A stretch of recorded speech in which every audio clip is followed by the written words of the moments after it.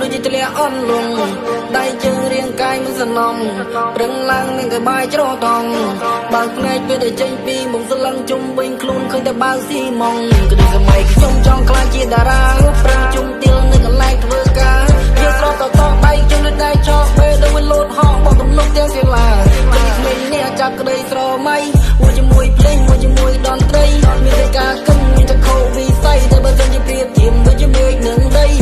2018ដៃកាន់មេក្រូគេមកស៊ីសទៅមិនលីអូហើយតែចង់ល្បីលើសលេងស្រែកហូរលេងដូចឡានកាន់ស្អុយដូចជាអាចគោអូហូរឿងដែលវាហួងជីដីកប់ចោលទៅចង់អស់កម្មពីចិត្តទៅខ្ញុំរំដកក្រុងមិនចង់ប្រៀបធៀបឡៃលើរបបជជុំចាត់ទៅហៅសកម្មទៅពួកលោកអត់ទាំងតែដែលមកជន់ដីក្រុង